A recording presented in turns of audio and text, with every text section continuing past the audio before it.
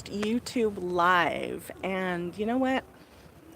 Can't even imagine a more better place to do it than here in Pienza, Italy. Pienza, Italy is one of my favorite spots in Tuscany, and I'll tell you why. It is a 15th century village, and it is the birth home and summer home of Pope Pius II way back in the day, 1459. He kind of made this city what it is, or city, I should say. It's not really a city, it's a village. And the thing that I really love about it is the texture, the charm, the quaintness of it. It's just so absolutely beautiful. And right behind me is actually the bishop's house. And this is where some of his friends would come and stay, or his acquaintances. And this is just a bench just sitting outside. And you can just see, look at all this texture.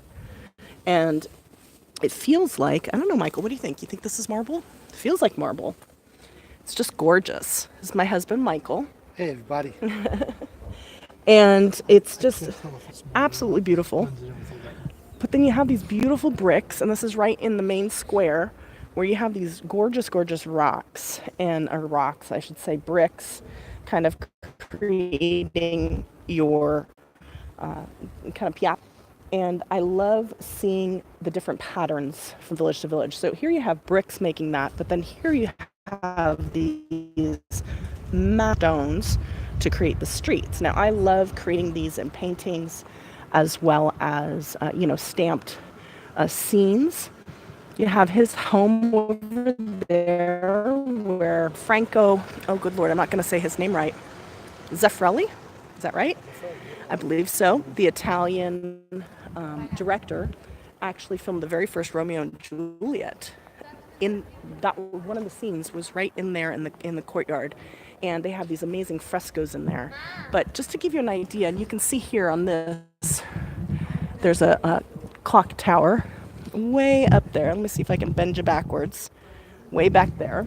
And you can see kind of some frescoes and different things all along here. They're worn with the sun, but you can only imagine what they looked like back in the day. Look at how quaint and beautiful these charming, charming stores are. It's in the middle of the afternoon. Wander a little bit just so I can give you a taste and glimpse of some of the textures that you'll find here. And some of the charm. One of the things that I love about Europe are the doorways, because they're so different and unique all throughout. You can see a little one that's a little more ornate back there. But here, very simple, but beautiful. I was staring at one. Michael had to pry me away from it earlier. It had the most beautiful weathered patina effect on it. And look at this. You have these little spokes here. And this really weathered wood that I'm always searching for.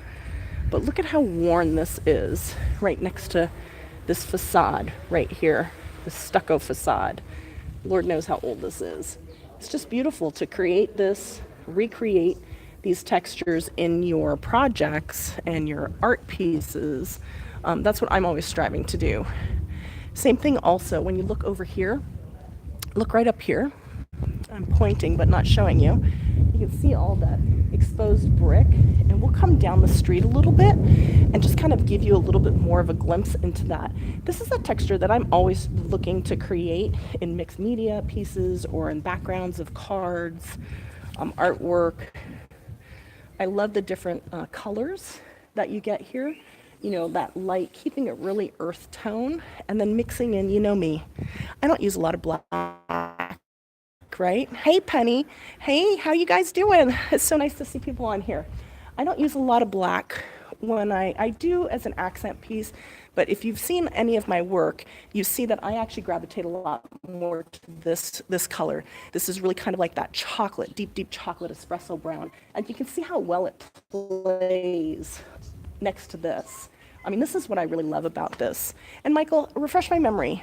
A lot of the Tuscan villages, and I'm just going to kind of, okay, I seem to have lost you there for a second. Okay, too far because the reception's a little spotty. Comes in out.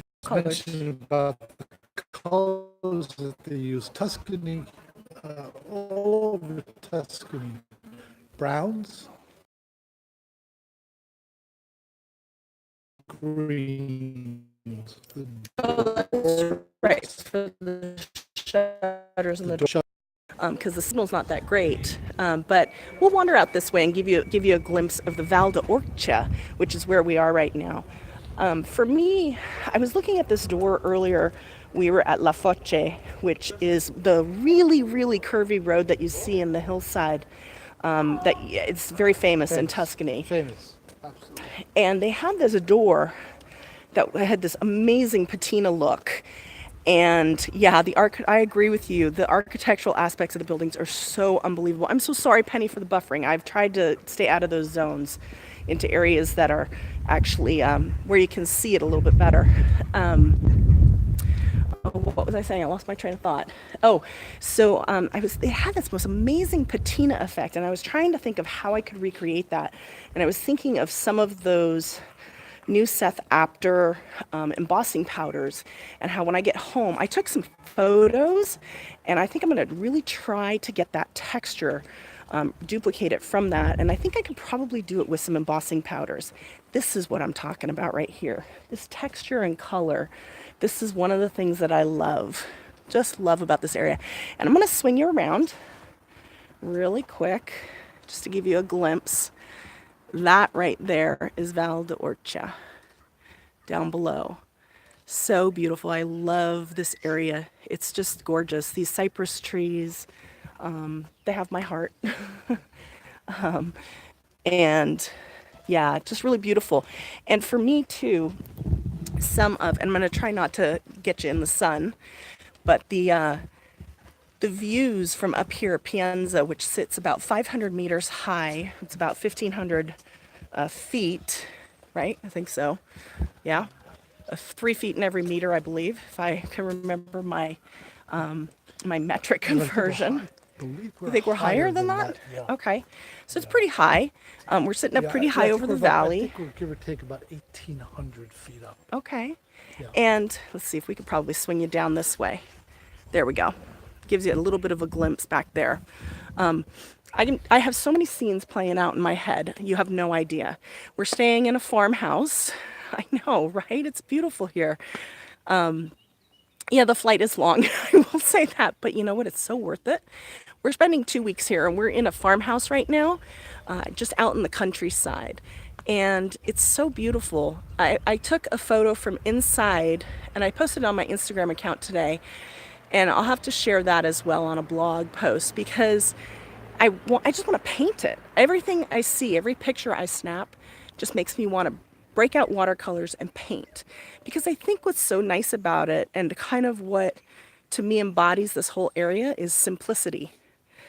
Everything from the food to everything is just beautiful, but nothing is complicated. So yes, I totally agree. Some of the bigger, I'm getting another comment about how the structures and everything is so beautiful in places like Rome. We just came out of Florence, the same thing. The Duomo, how it's all just carved. I mean, it's just so unbelievably gorgeous. But then you have the complete utter contrast, literally minutes outside the city, right here in Tuscany. And it's just so amazing and beautiful and peaceful. The countryside is just something that helps ground me, I guess. I just want to sit here and just be an artist. I could definitely see why Michelangelo loved being in this area, and where you could draw so much inspiration.